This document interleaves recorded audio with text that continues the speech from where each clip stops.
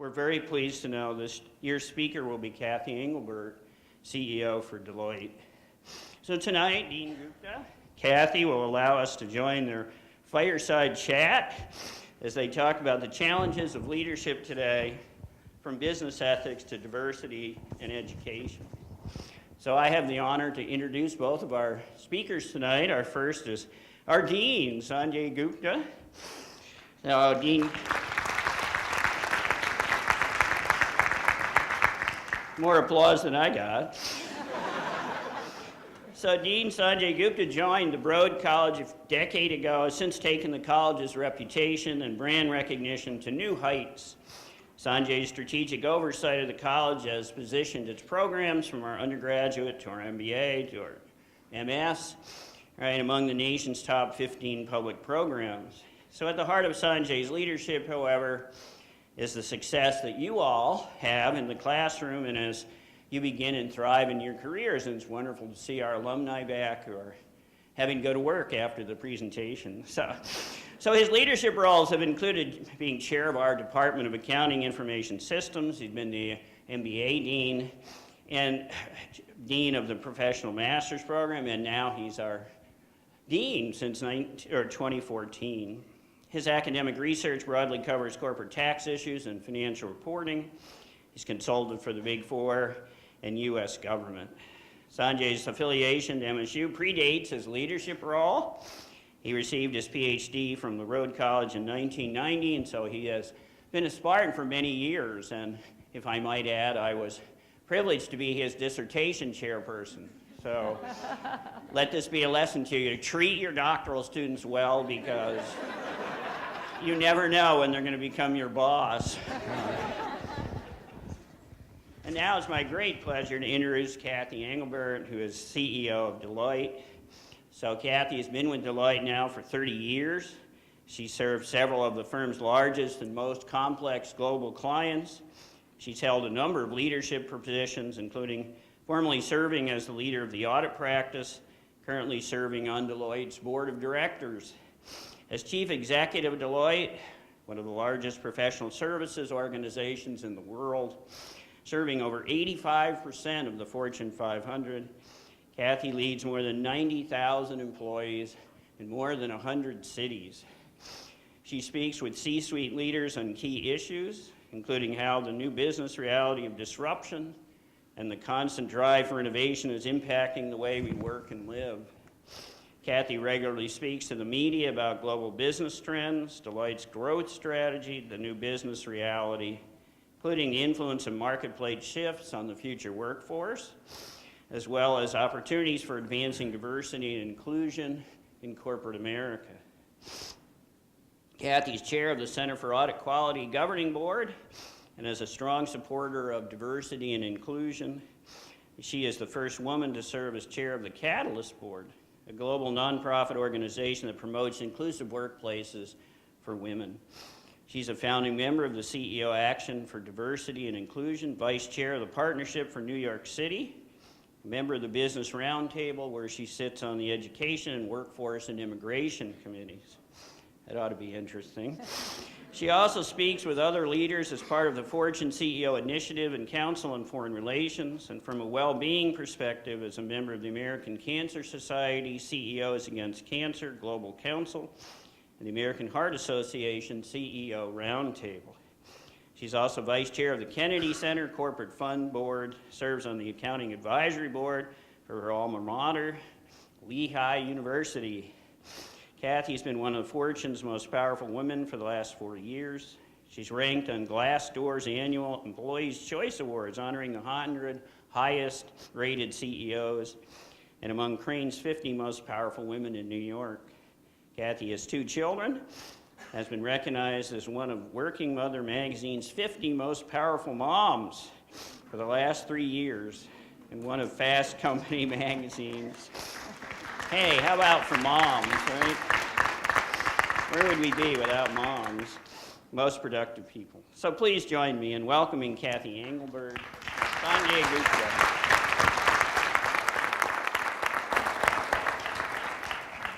Thank you, Ed. I only know as much as he taught me, okay? So We'll see how this goes this evening. Thank you, Cathy, for joining us. What a tremendous background that you have. We are so thrilled and delighted to have you in our midst to be with all of us here today. To all of you, thank you for joining us. Just to set the stage, we'll do a little fireside chat for about 25 minutes or so. We've got a few questions around business trends, the future of work, issues around ethics and leadership. And then we'll open it up for questions from the floor. So please be thinking about your questions. We want you to be active and participative. There are mics that will go down the aisles. So when you do get a question, please state your name. If you are in a program, which program you're in, and then your question. All right? So with that, let's begin, Cathy. You've clearly enjoy a vantage point from where you sit in the business world. And so you get to observe so many things that are going on in a very, very fast-changing world. Talk to us a little bit about the business trends that you are seeing on the horizon. Yeah, great. Obviously, we're just coming off the midterm elections, yeah. So CEOs are watching very closely changes in the House, changes in the Senate committees. But CEOs are generally pretty confident and optimistic with their business models, with the way they've been investing in innovation, with the choices they've been making with their capital around innovative and digital, and everybody's going through a digital transformation, so hopefully you've been reading about that. I'll talk more about that in a moment. So the trends are really around, obviously there are some trade worries, which is why you saw some volatility in the markets. Before that recent volatility, we were in the longest bull market, in the history of the stock market. So, so still a lot of optimism, a lot of spending capital that has been sitting on the sidelines essentially since the financial crisis back in 08 and 09, and really trying to move businesses forward and respond to the disruption. So lots of things for CEOs to think about. Obviously, they're very worried about not anymore who is going to disrupt them, but what is going to disrupt them. Obviously, the Uber and Airbnb stories, but what else is coming along? Is it AI, social, mobile, blockchain? You name your shiny new tool or technology, CEOs are wondering what they should be doing. Yeah, so this word disruption is getting used again and again and again. It's almost become part of our lexicon now. And you talked about, it's not a question of if, but when something is going to get disrupted. How are leaders thinking about their own businesses when they think about a potential disruption? Right, I think they think about it in three pieces. So I call them the 3 Ds. Data, digital, and disruption. And it's the data and digital transformations that are creating the disruption. If you think about the workforce today, we have 5 generations in the workforce. For one of the first times in modern history, we have baby boomers, of which I'm one of the last years of the baby boomers. We have Gen X, Y, millennial, and then many of you in this audience who are this Gen Z or digital natives. You grew up with digital just being the way you do things. So as business leaders look at how to lead, they need to respond to the workforce today, I think, is 35% millennial. At Deloitte, our 96,000 people, we're 75% millennial. So we're already seeing the trends emerge, trends around the rise of employee activism.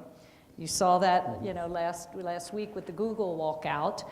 You're seeing a lot more of purpose over profits, CEO voice on important social, societal issues.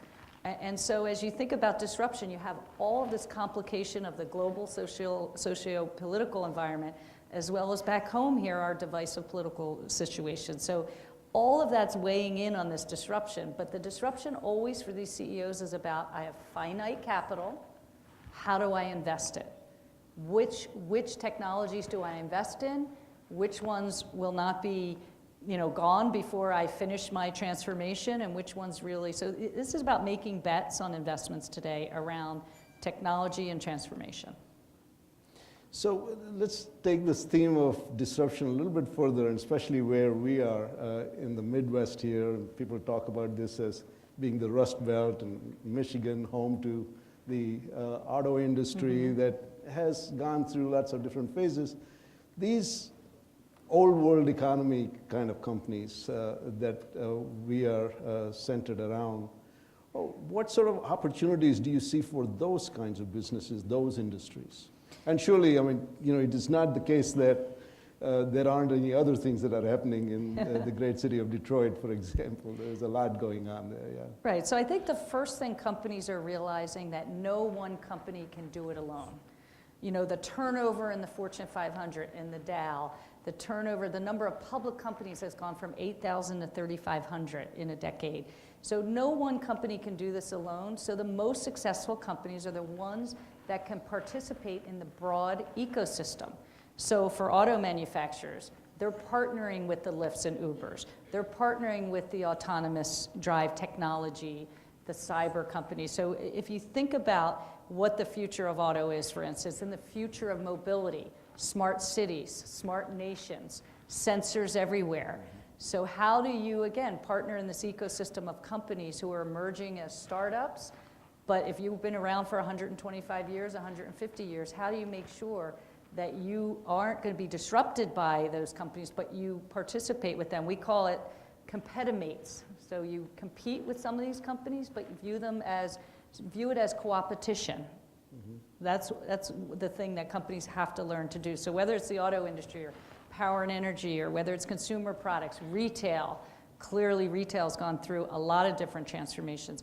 You have to partner across the ecosystem and figure out who are the right people to partner with, how you invest, how you share profits. Again, putting those finite choices on the table. One of the other things companies have got to do is scenario plan. We have been, since 08, 09, in a really decent economy here in the United States. Our economists have brought from 5 to 25% the chance of entering some kind of economic downturn by 2020, 2021. So you have to scenario plan around that. So companies are really faced with, I've got to invest, I've got a scenario plan, I've got technology disrupting me. How do I pull it all together and have a strategic plan and then I have the future of work, which I know we want to talk about, and what does that look like? And they got to pull it all together, scenario plan, and make sure, again, they've got the capital and they're partnering with other companies. So maybe talk a little bit about your predictions, at least for the near term, with all of the things that you just described that is going on. What do you think we can expect to see over this short-term horizon? Yeah, so the past couple years, if some of you have followed, have been kind of the years of cognitive, the years of artificial intelligence. And Dean Gupta and I were talking earlier about augmented intelligence. Is it really artificial? It's really augmenting our human intelligence. So I think one of the predictions I have is that we'll shift away from the, what my son calls the robot apocalypse, like robots are going to take over all of our jobs. So shifting away from that fear of AI, robots, to how do we become cobots? How do we coexist with robots? How do we make sure that it is augmented intelligence? How do we shift to kind of using the human ingenuity? Because still, as you look at companies that are starting up, they're starting up with a technology, but importing into it human ingenuity. So I say AI plus HI is the new winning formula. You've got to figure out how to cobot and how to work together with automation in order not to be left behind. So that's kind of one of my predictions, that 2019 will shift more. One of the other ones is looking at economic data, looking at economic downturn. Today, again, I sit on the Business Roundtable, participate with the Business Council. I hear a lot of optimism around companies wanting to invest, but all you need is a slip in some of the economic data, and companies will stop investing. Some believe that already happened because of trade. We haven't gotten infrastructure done. So again, a multifaceted way of thinking through decisions as companies figure out, what's the next step for them. Well, thank you. Thank you for talking about augmented AI and such. I just want to share with everybody that tomorrow, actually, we are going to be making an announcement about a new endowed professorship in responsible AI here in the Broad College. So this is phenomenal. One of our alums who's pioneered a company called Cognitive Scale that is in this business of augmented AI. is going to be involved in that announcement. And so, So great this is- example at a university level, Right. and I think you guys will be leaders in this here at Michigan State, that everybody needs to have, so not everyone needs to be tech fluent in every technology. We're investing heavily in cloud computing, for instance. We're investing heavily in other types of cognitive and machine learning and pervasive digital intelligence, but you all need to be tech savvy. No matter whether you're in accounting, finance, economics, engineer, we all need to be tech savvy in a broad array, because as you're describing, this augmented intelligence is, again, going to lead to this pervasive digital intelligence, and the sensors and the Internet of Things is already creating a lot of these new jobs, and you all have a great opportunity. So this is a nice segue into thinking about the future as well. And so another phrase that is being used a lot is future of fill in the blank, right? Yes. Future of work, future of mobility, future of how you might play, future of education is something that we are thinking about on the campus all the time. Wall Street Journal has talked about the future of everything, right? And in that context, maybe if you can share some insights about the skill set that the students are to be thinking about. How do they prepare themselves for this future of everything? Right, so let me just touch on the future of work, because it's widely written about. This is the apocalypse coming. I like to shift the words around just a little bit. Instead of the future of work, think about the work of the future. So the future of work sounds like there might not be some work.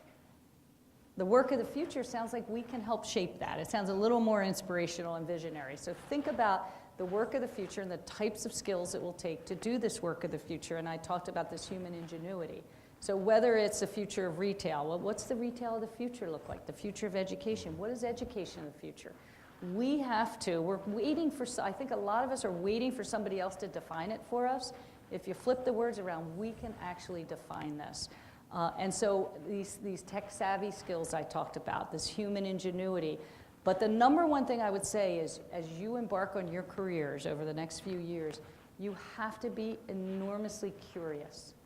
Your curiosity has to be at an all-time high as you think about the work of the future. So whether you're looking at, in kind of my space, the future of audit, well, it's really the audit of the future. We're now using drones to do inventory observations. When I started, I used a clipboard and a pencil. Now we're using drones, so you'll be a drone operator. That's the work of the future.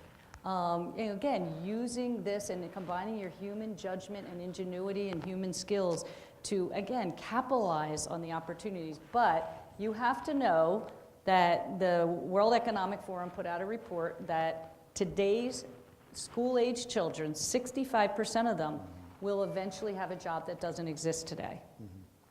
There's other studies that say by 2030, most of the jobs will be jobs that you're not doing today. So you're going to have to be agile. You're going to have to think about how you reskill and upskill yourself. And my best advice is be curious.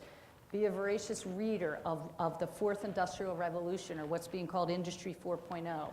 There is so much you can learn from just a little book that Klaus Schwab, the founder of the World Economic Forum, put out called The Fourth Industrial Revolution. And in it, it talks about the types of trends that you just need to be curious about. And given that you are in this data-driven world and information age, it should be pretty easy for you to get this information and to skill yourself and reskill yourself and figure out what your passion is too, because you also have to have fun at what you do in the future of work. You can't just do what somebody tells you to do. So agility, curiosity, read, look for mentors and sponsors, all of that. And really, for when I look at companies, our job, your job is to educate, our job is to use our apprenticeship model to develop you into the next generation of leaders. So you can have the greatest technical skills, but leadership in the future, that human ingenuity that drives leadership, is still going to matter a lot. That's interesting you bring up the fourth industrial revolution, and that certainly is very much on people's minds as they look around and think about that future. In that environment, or in that scenario, as you see with this fourth industrial revolution, there's also this sense that many of the jobs that exist today will stop existing in the future. And so the kinds of education or the training and the degrees that the current students are getting, there is a sense that maybe this is going to be of no value. Well, what would be your response to them? And in some sense, what is it that they can keep doing right now that would make them stay current, regardless of what it is that they did? Right, so it's a great question. It's one that even if you've been around for 32 years like me, we all should be asking ourselves this question, because if you look at so there's a census every 10 years. The 1950 census had, I think it was 250 occupations in it, job types. All but one still exists today, believe it or not. And the one is an elevator operator, which is interesting because if you're in construction people will tell you we still have elevator operators. So this kind of death of today's jobs is, obviously today we're in a much more exponentially changing time. Technology is embedded in everything we do. So I'm not one of these apocalypse people, but I do think, as I mentioned, this kind of tech-savvy skills, you don't need to be a STEM major, you don't need to be computer science, you don't need to know how to code. Obviously, hopefully many of you are in the business school and are being obviously equipped with business skills, background, finance, accounting, economics, marketing, management, whatever it is. That's really good, but you have to couple that. If you have the chance to take a higher level statistics, if you have the chance to learn a little more about analytics, if you have a chance to learn a little more about the emerging technologies that are emerging out there, you can't depend on Michigan State to do it all for you or your future employer. You've got to use what is available to you to really drive this tech savviness. Again, you don't have to be tech fluent, but you have to be tech savvy. And again, whether you're 22, 52, or somewhere in between, these are important things because you look at the half-life of skills today, and what that means is the skills you're learning today, by 2030, they're going to be gone and you're going to have to reinvent yourself. So this reinvention of your skills will be really important. And don't worry, I think employers are trying to figure out what this work of the future looks like too, and we will help, but you've got to have the curiosity, as I mentioned earlier, to actually drive your skill set and reskill. Today, we have 7 million open jobs in the United States of America. Think about that. 7 million open jobs. Why can't we fill them? We have a skills mismatch. Because the jobs that are open, in some cases like welders and things like that, people like you don't want to do those jobs. In other cases, we have a mismatch in jobs.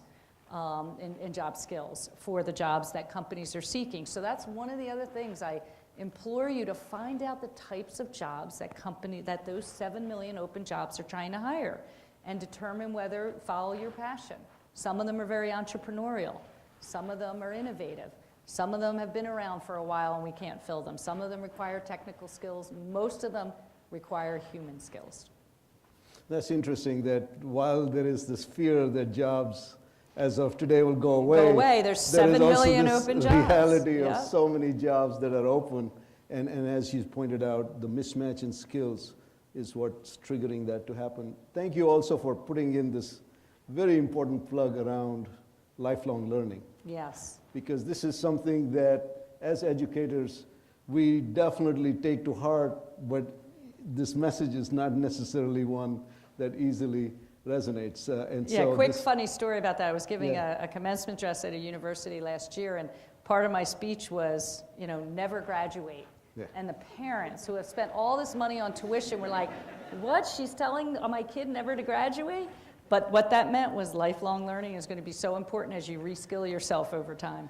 Thank you for allowing us not to give them their degrees now, and we can have them hang on to it. Being a perpetual student is actually a really great way to stay mentally agile, active, learning, as you said.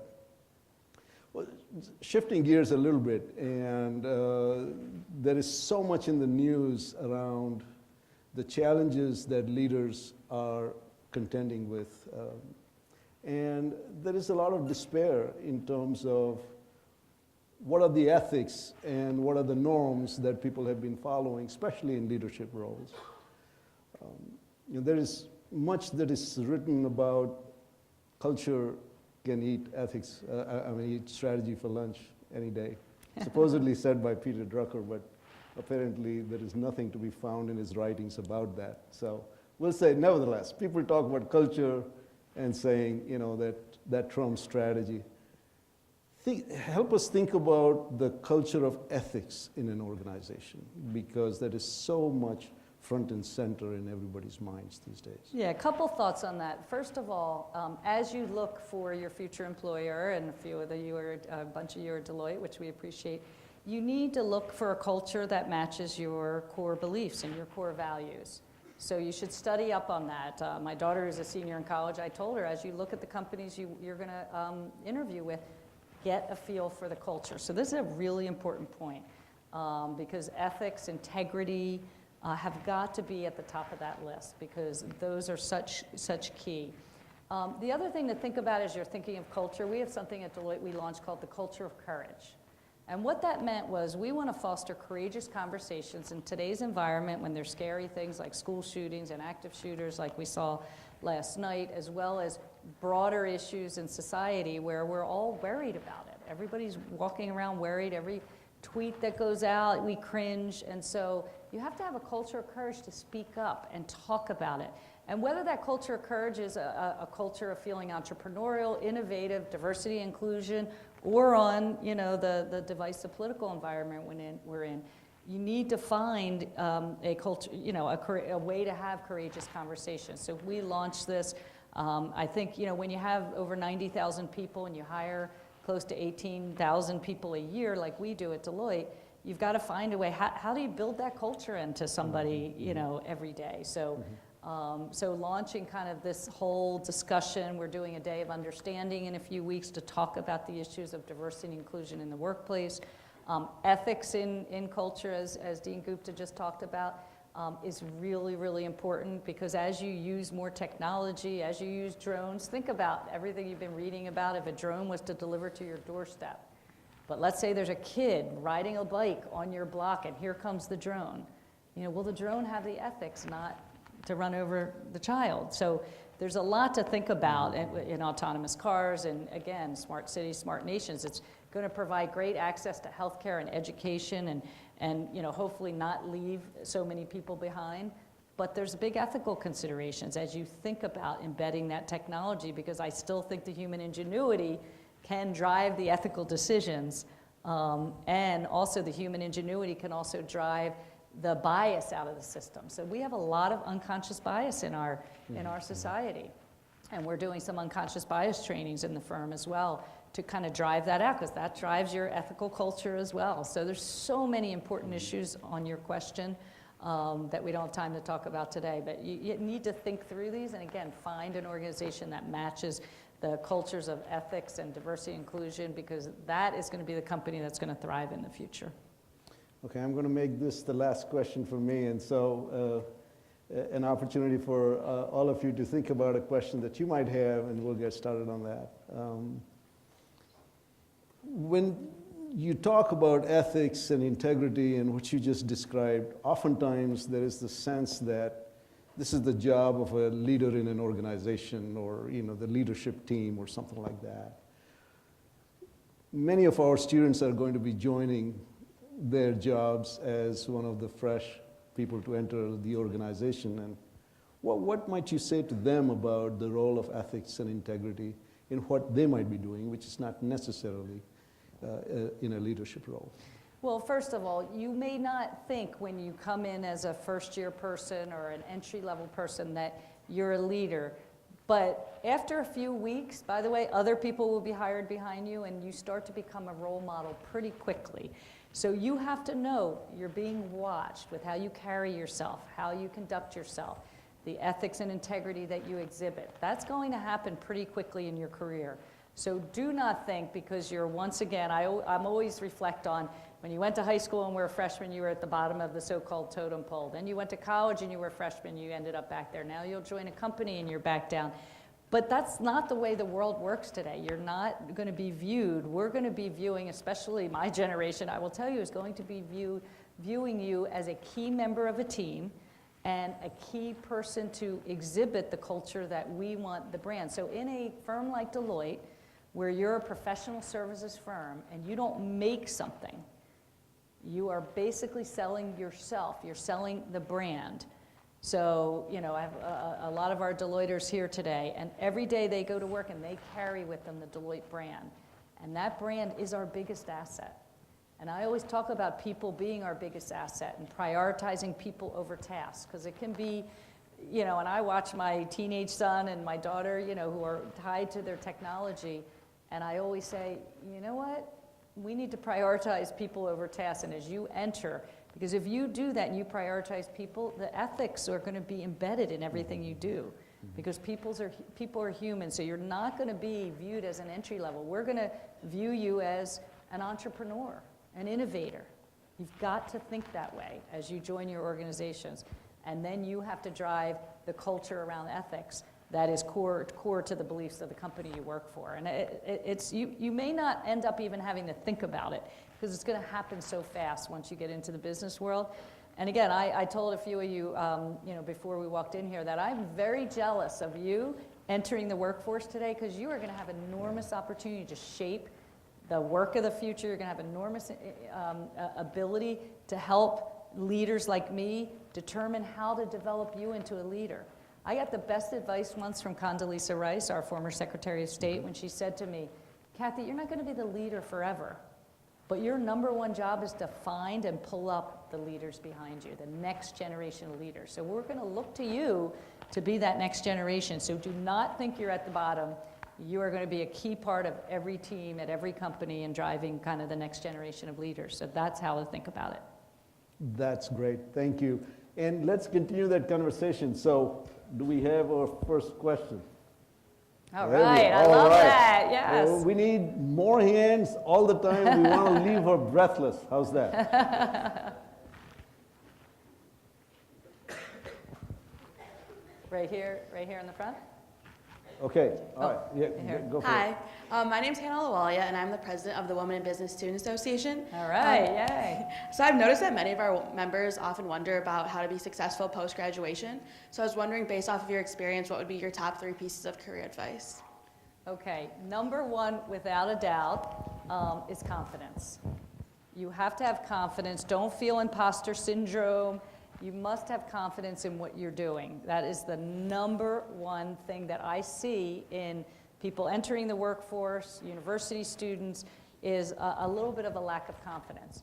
You're going to get your job for a reason, because you were able to think quickly on your feet, because you built skills in college, but you have to have the confidence, because we're going to look at you and we're going to throw you in situations on day one, believe it or not, after maybe a week of training, where you're going to be interfacing with clients. And so confidence is going to be 1, curiosity is 2. I talked about that earlier and how important that was. And then my third, and it happens to be 3 C's, I just made that up, but the third is like seek counsel. So it's mentors, it's sponsors, it's people who you can run things by as you go through career decisions, and it's also people who can sponsor you, pound the table behind the scenes, to help you develop into the next generation of leaders. So those are the 3 things I would say, but not a C, family matters, always. So I have 2 children. I have a 21-year-old daughter going on 30, and I have a 17-year-old son going on 3. And so it is the one thing you will find when you have family some days, if you have family some days, is you have to be anchored in what matters most. And everything I do is driven by the fact that I want my kids, you know, to be successful someday, and I want to make sure they know that even though I'm the CEO of this mammoth organization called Deloitte, that, you know, I spent the time, and it's not linear, and it's not always perfect, and it changes. When they were toddlers, and I would walk in the house, they would cling to my leg. Now my teenage son, he doesn't even look at me when I walk in the room. So it's, you know, you have to change the way you manage your life and your career, but those 3 C's plus family first. Fabulous. What do we, okay. Hi, thank you so much for coming out. We really appreciate having you. My name is Arti Chandrasekhar, and I'm a first-year MBA student and also the VP of First-Year Relations with the Broad Women MBA Association. So your passions and diversity are certainly one of mine as well. What I would love to ask you is, what is your approach to motivating and developing talent, and how do you measure the results of these efforts? Right, so motivating talent, you have to have a vision, first of all. So leadership is about a strategy and a vision, and then you have to implement that in a way where you can find things that resonate with everybody.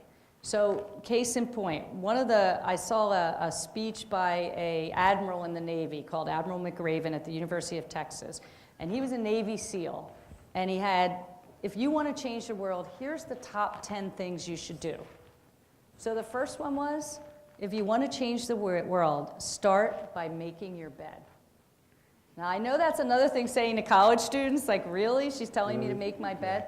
But what that meant was if you start with the small things and get the small things right, like making your bed, the bigger thing and harder things become easier. And even if you have a terrible day or you have a bad test or you have a bad,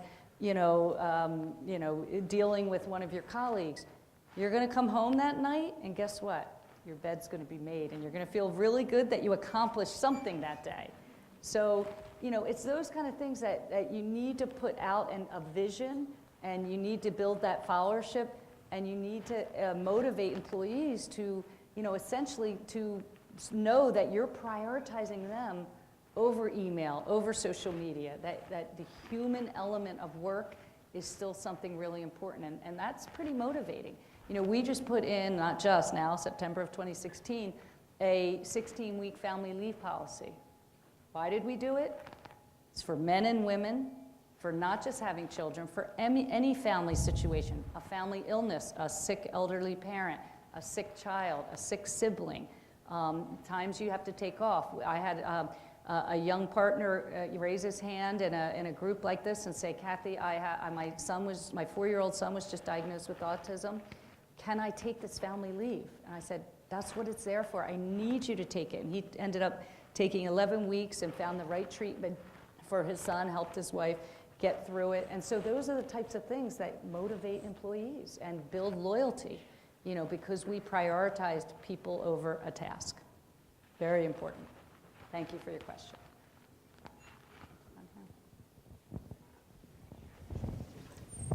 Hi, my name is Talia Taylor, and I'm a sophomore here at Michigan State University.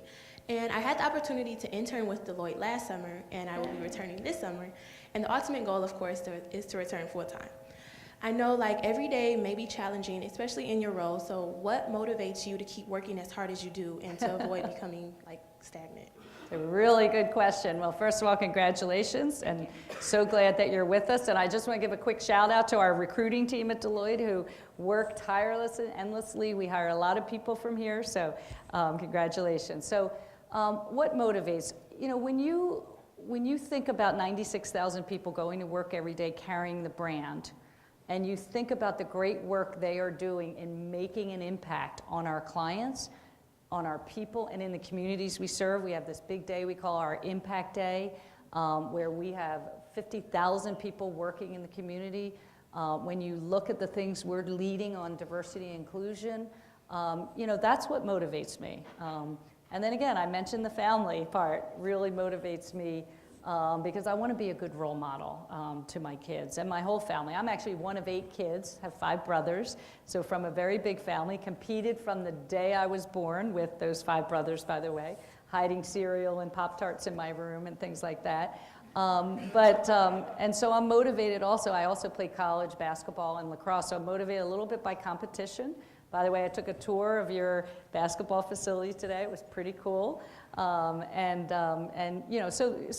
of those things motivate me. But going to work every day, knowing the impact we're making on the capital markets, on companies as they go through their transformations, that's pretty cool. And I've gotten to meet some pretty cool people and do some pretty cool things in this role. And those are all nice and fun, but it's ultimately every year when I see our new promotes and I see our people develop, that's the best part of the job to me. Thank you. Thank you. Fabulous.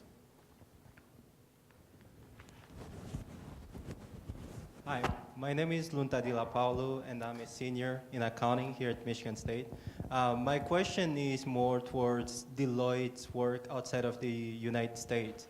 when people think about Deloitte, at least here in the United States, especially in the auditing sector, whenever we see an independent report from Deloitte, people acknowledge that whatever Deloitte is saying is actually true about the company. But for example, in 2016, Deloitte had received a huge fine from the PCAOB Yes. of 8 million from some misconduct from partners in Brazil. And this year, the same issue happened in Turkey and Mexico. So my question is, Deloitte in the US seems to be very credible, but outside of the US, especially in the developing countries, it's not really what we hope to be.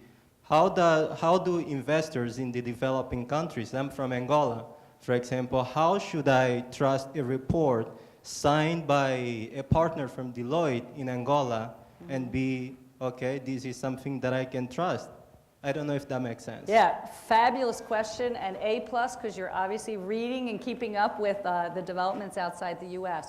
It's a really good question, because when you think about, we actually have, when I mentioned the 96, we have 250,000 people worldwide. So my number was the U.S. firm that I lead. And so one of the challenges globally is not every country has the same level of ethics, that we talked about ethics.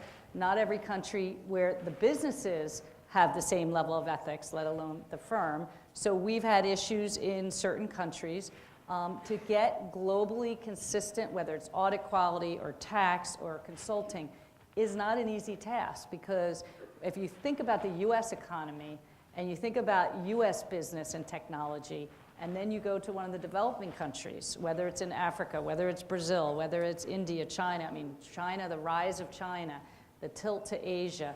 If you think about Africa, so today, 12% of the global workforce comes from Africa. It's estimated by 2030, it will be 23% of the global workforce.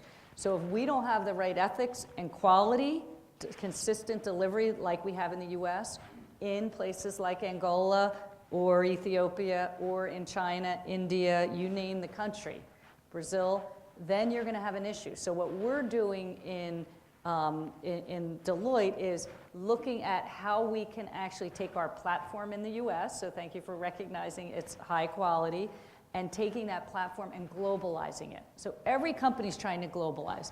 Some countries are easier than others. Western companies happen to be easier to globalize than maybe some of the other countries you named.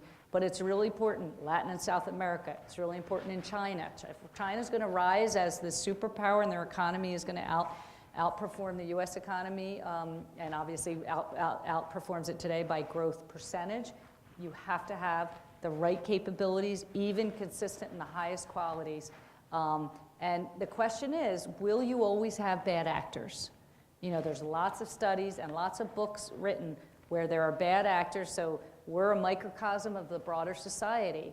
And what you need to do is instill the same ethics we have here in the US from a business perspective and a quality perspective, and make sure that we have the right disciplinary procedures and things like that to ensure that at least our firm and all the firms have their issues in certain countries, that we have consistent quality. That's the number one objective, consistent quality. It's not that easy to do it overnight, because why? Dean Gupta talked about it, culture. And some people don't want to change, but you have to drive change, and it's hard sometimes. Change management's so important, and getting consistent quality. So it's a great, fabulous question. All right.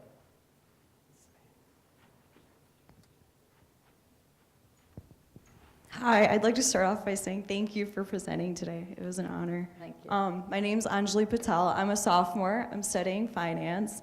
So there's two things that you continuously talked about during this discussion.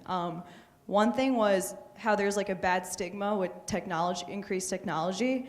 But however, Deloitte is strategic in using that as an advantage by acknowledging that it actually creates new jobs requiring human skills, being more interactive, collaborative.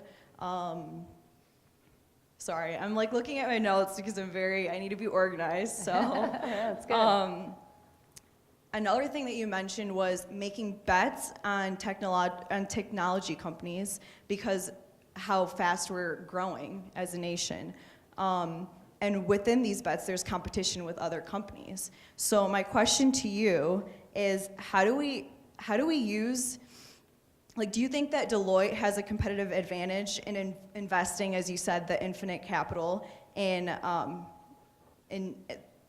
human capital to actually compete in these markets to win over these bets and partnerships made with technology companies? Right. So how can we use, by investing in our human capital, by increasing our interactive and collaborative skills, how can we win over the markets over other companies and winning over these technology companies to like build the partnerships? Yeah, another really thoughtful question. Thanks for listening to some of the messages I had. So one of the things to think about is this whole partnering with the ecosystem. So, you know, you mentioned, how does Deloitte differentiate themselves? Well, we differentiate ourselves by our people, by making sure we're developing our people as the next generation of leaders, and that we're differentiated because we're investing today, but you have to also look at the data. So today, about $1 trillion of IT spend is shifting to the cloud.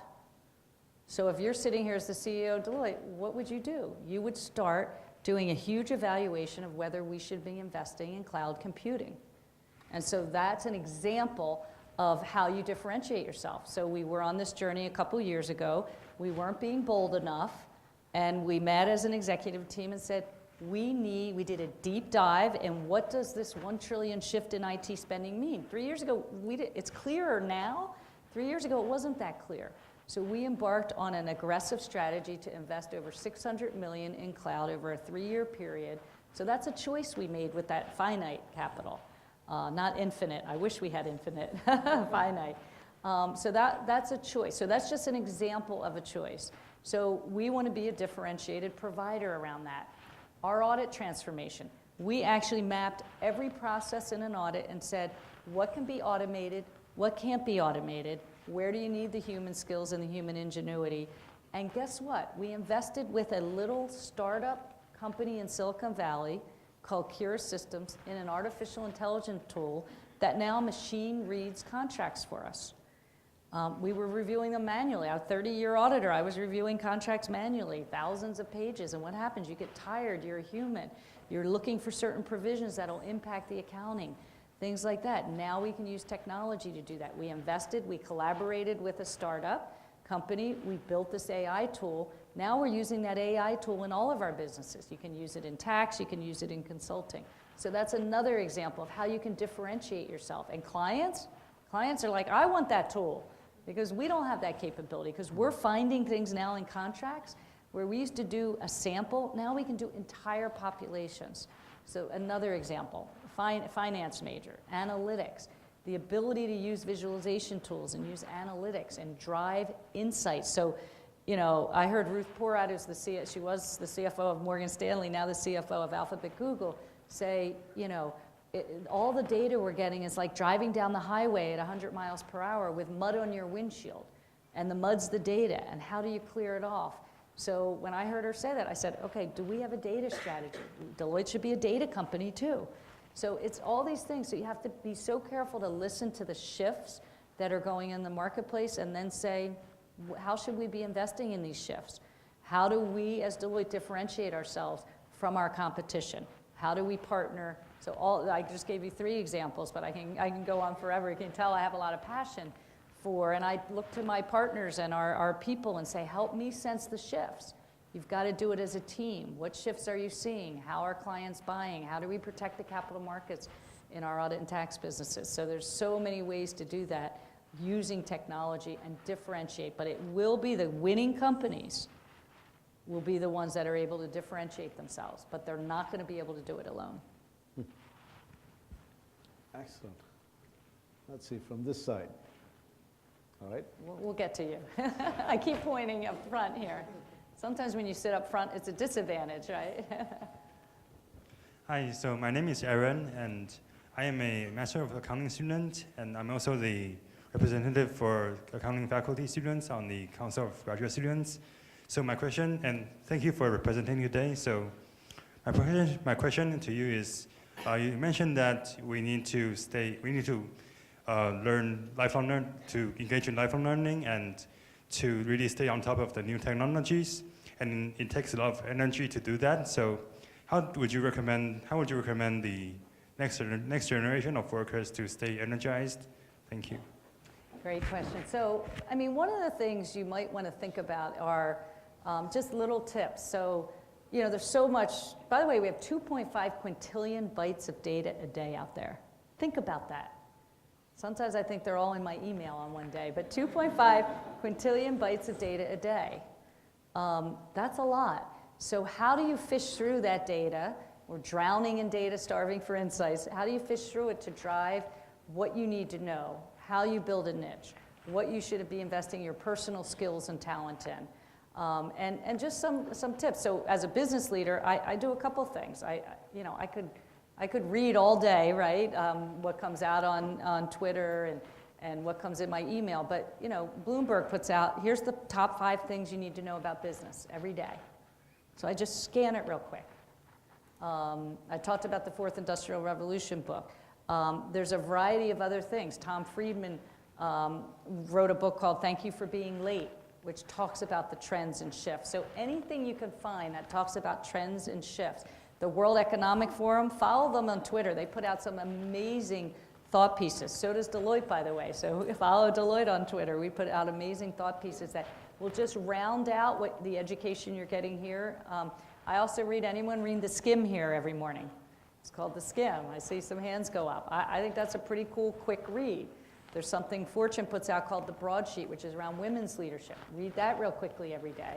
So, you know, find the things that are right for you to keep you up on current events and current things. Because guess what? When you're sitting across from a business leader or a client, the more well-versed you are of what is evolving in the business world, the better you're going to look, and you're going to get your stride, and you're going to get your confidence, and you're going to be a better advisor no matter what you end up doing in life.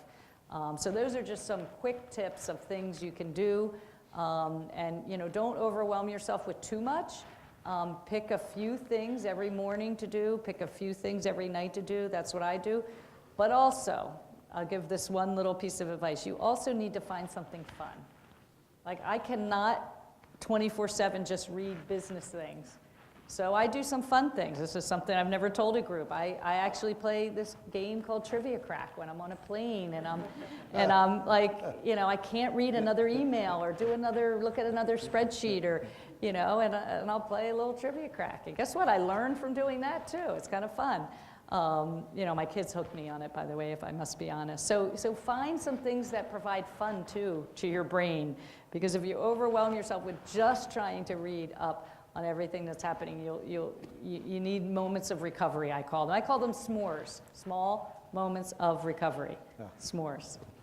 I mean, balance is the key.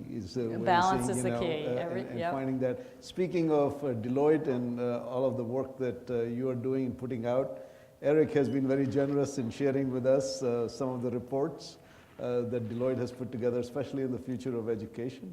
So thank you, Eric. Where do we have the next question on this side?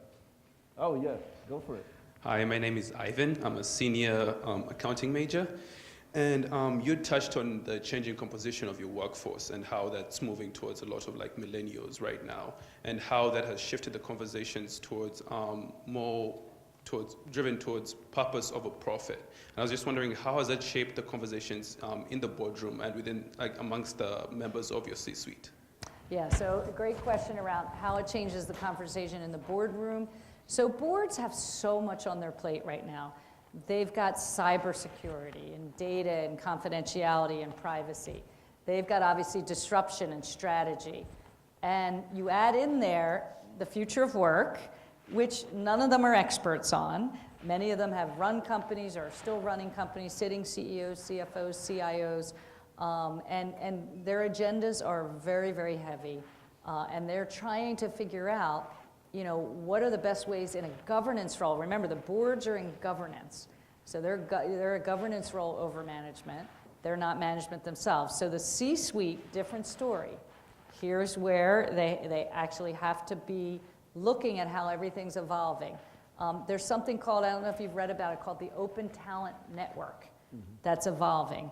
So in the future, we're not all going to be full-time employees, what I call on the balance sheet of the companies we work for.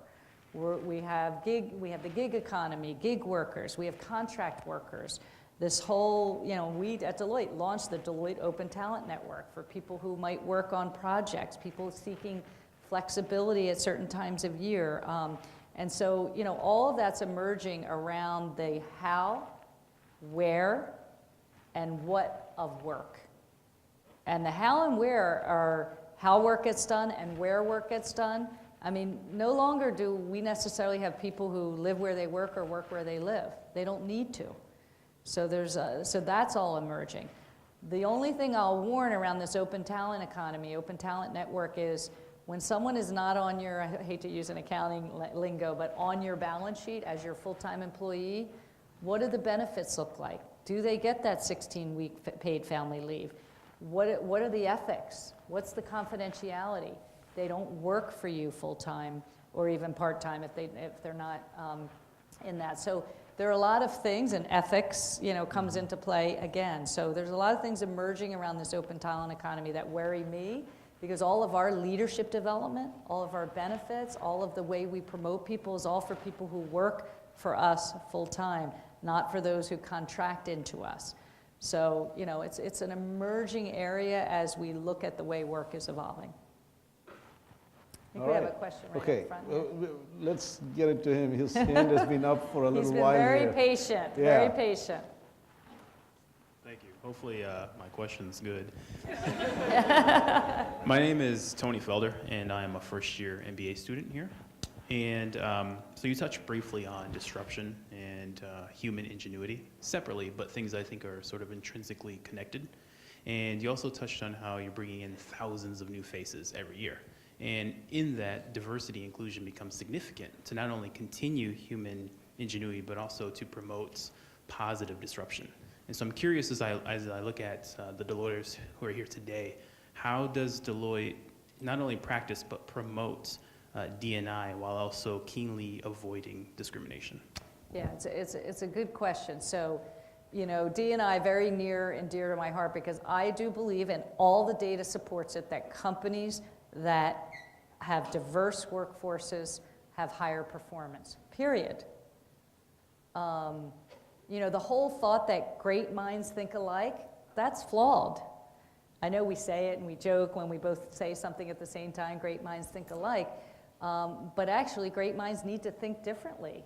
So you need to hear a broad set of viewpoints in order to reach very important decisions in the way companies are evolving.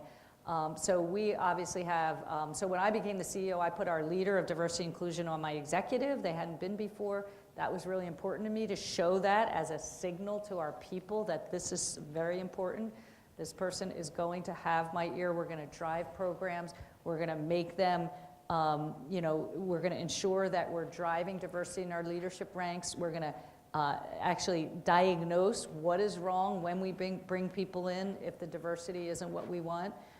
Whether it's gender diversity, whether it's our minority population, because as you look at the workforce, and obviously I'm looking at this room, it's so heartening to see the diversity in this room. The companies that get diversity and inclusion right are the companies that are going to succeed, because you're all going to demand it. Culturally, you're going to demand to see people like you want. There are people who say things like, you can't be what you can't see. I actually disagree with that. I want you all to know, even if you don't necessarily see it in me, that you can be it, that you can have optimism around your future career, because we're going to be fostering an inclusive environment, that we're not going to stand for any discrimination. The voice of the CEO has become so important on this point, and while I think if a CEO has a voice on every issue, they lose their voice. On this particular topic, I will never say that, because it is so important to drive diversity in thought, no matter where you're from, what your upbringing was, where you graduated from, what degree you have, what the color of your skin is, what your gender is, and so we launched something that's been viewed as pretty innovative called inclusion councils, which are not driven by any cohort that you might check a box on your application at Deloitte, but it includes everybody. So our LGBT community feels more included because it's not just them meeting, they're meeting with a broad set of diverse viewpoints.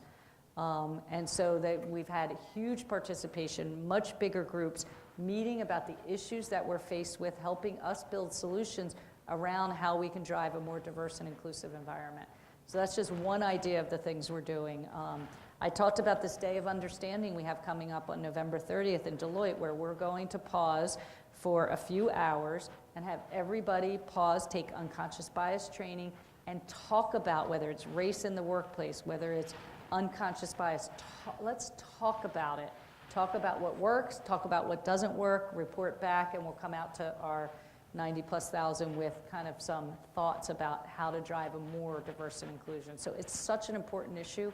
And again, as you look for employers to work for, this should be at the top of the list on what you're demanding around seeing a more inclusive workforce or feeling it in the culture. That's fabulous. Day of Understanding. Day of Understanding. That Yeah, it's is part of the really, really CEO cool. action for diversity Yeah. and inclusion, so other companies are doing it as well, but we're really going to focus on that and use that time to have everyone take a time out from work and discuss the issues that are important to them around D&I.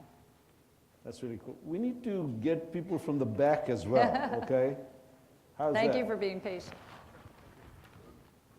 Great. Hi, my name is Suyash. I'm a first year MBA student. Today's session was really great. Thank you for speaking about ethics in a broad manner. My question to you is, in this competitive environment where people are being extremely competitive and the race is on to be the first one, how do you as a CEO ensure that the employees at Deloitte conform to the highest ethical standards possible? Yeah, so that's why I said if you said, what do you lose sleep about, you know, when Yep, Professor Gupta, or Dean Gupta asked me that earlier, I mean, you do lose sleep over, are we a microcosm of the broader world? Are there bad actors? There's a lot of books written that there's a bad apple in every big population. How do you ferret that out? How do you identify it? How do you make sure you discipline it when it happens? Because it is going to happen. And how do you ensure that ethics and integrity are core to everything you do, particularly in a professional services firm where that is your brand, period. So you've got to keep messaging, you've got to train, you've got to build that culture in, you've got to give that culture of courage of others to report unethical activity. So one of the things that drives business leaders crazy is when there's an unethical issue and people say, oh, I knew that was going on. It wasn't me, it was him or her, but I knew it was going on. Well, you need to, if you see something, say something, as the Department of Homeland Security says. So it's really important in the ethics because we want to ferret that out. And when I sent a message out after the Me Too movement and sexual harassment, I had some people say, you can't send a message out because you're going to get people reporting it. I said, good, we're going to ferret that out too. And we're going to take the appropriate, so you have to be transparent with your workforce around this issue, and you have to make sure you put it core to everything you do. Quick story about, I don't know if you know James Patterson, the author. He talks about juggling balls in life, and he talks about you juggle 4 balls generally in life. You juggle work, family, health, and integrity. So to your question, and the 4 balls, work is a rubber ball. You drop it, you have a bad day, you work with a bad team, you don't like somebody, it's rubber, it bounces back.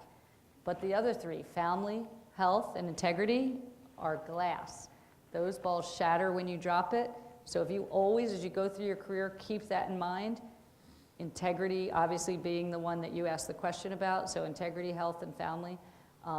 Really important that you prioritize those and don't drop those balls as you go through the juggle, as you embark on your careers. Oh, that's really a terrific analogy. We have Way up questions here, back. way up here. Yeah, that's great. In the rafters. Hi there, I'm Harry Poster. I'm interested in working for Deloitte for cybersecurity. So my question pertains to that. So in today's interlinked world, cybercriminals can wreak havoc on individuals, organizations, and government entities alike. With issues such as concerted black hat operations and unforeseen issues like the VirtualBox zero-day exploit, it can be difficult to manage and navigate through the cyber environment. So my question is, with Deloitte handling sensitive data, what steps are you taking to ensure the integrity of your data and mitigate the risk associated with working in a highly interlinked environment? Yeah, what a great question. So thank you for that question. This is something that every executive is struggling with because there are two sets of companies, those that have been hacked and those that have been hacked and don't know it yet. So, so everybody's going to face this issue of, and it isn't just cyber, it is privacy, data privacy, confidentiality, and in this data-driven world, 2.5 quintillion bytes a day, there's a lot of confidential information that we are privy to before our clients release their earnings, before they put out a 10K, as we're helping them transform in around digital or cloud, whatever it is. So this is something that, you know, all executives lose sleep on. It's on the board agenda everywhere. Not a lot of people are as tech savvy on cyber and what's happening with bad actors and nation states. So you have to actually build a comprehensive cybersecurity and data privacy and confidentiality plan. And one of the points, if you work for Deloitte, whether you're serving a client or you're protecting our own brand and data, you're only as good as your weakest link. So if you have a weak link, you've got to close that weak link.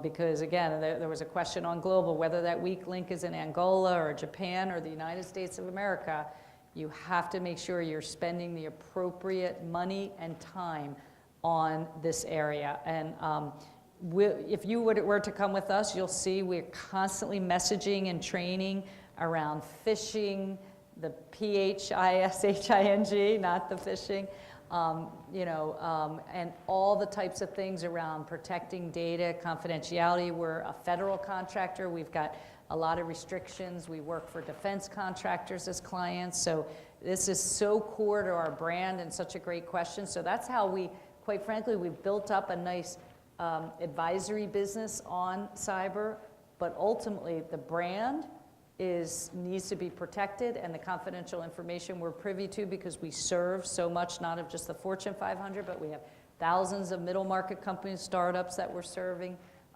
Really one of the most important things. So as you think about, again, a company to work for, you need to ask how the company is protecting their data. And we've spent hundreds of millions of dollars on what we call our cyber program, because we want to be as good as the credit card companies at detecting risk in our external environment and our internal environment. And it's not easy because there are the black hats out there that all they want to do, and nation states, all they want to do is get your data, expose your data, and expose your brand to a lot of risk. So it's the number one. If you look at enterprise risk management, and you look at the top 5 lists on corporate America or anywhere even outside, this is, if it's not number 1, it's certainly in the top 5 everywhere.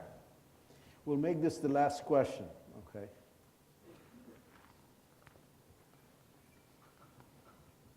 Let's see. There's a few down here in the middle.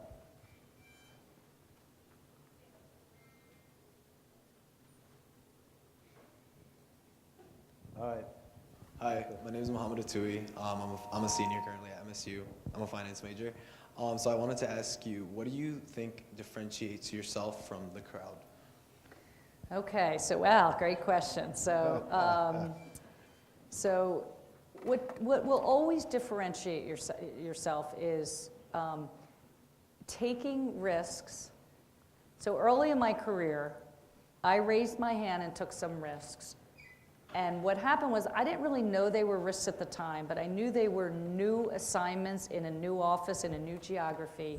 And one time I raised my hand and started to do something. And by the way, I hated it for 6 weeks, maybe even close to 6 months. But I stuck with it and ultimately did it for 4 years. And it was one part of my career where I built a vast network of hundreds of partners at Deloitte who got to know me, got to know my work. So because I raised my hand and did something a little bit different, it actually provided me a differentiator that, you know, I actually became a, you know, derivative financial instrument expertise because of it. But by the way, for the first 6 months, I hated it. In fact, I'll never forget my husband saying, it's the first time you've ever come home and said you don't like your job. But the lesson there was I ended up doing it for 4 years, and I was so glad I stuck with it, because it ended up, again, providing me a network and a platform and a niche and a differentiator that it set me forward to where I am today, which I didn't do it or raise my hand because I thought I'd be the CEO. And that's a little piece of advice. Do not aspire to a box or a title. Aspire to lead. And that's what differentiates a great leader, I think, is that you don't aspire to that title. It's nice to have a title, but you must aspire to lead. And when that's your goal, you're going to be successful. And that's what, I hope differentiated me throughout my leadership. Wow, that is fantastic. Please join me in thanking Cathy for this wonderful set of remarks and observations.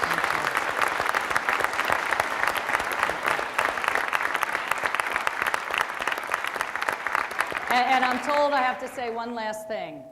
Go green. So she's wearing it.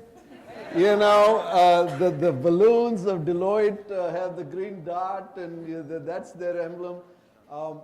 Just want you to know that Deloitte and Michigan State and the Broad College go back a long, long ways. And Ed talked about Mike Liccarda and the legacy here, but it is really throughout the organization, and for that, we are sincerely grateful and so very appreciative that you could come out and be with us today. Yes, and Thanks. Thank you all for coming. We really appreciate you coming, and really, Michigan State, amazing. Good luck versus Ohio State this weekend, and good luck in basketball season too. So thank you all for coming. Thank you.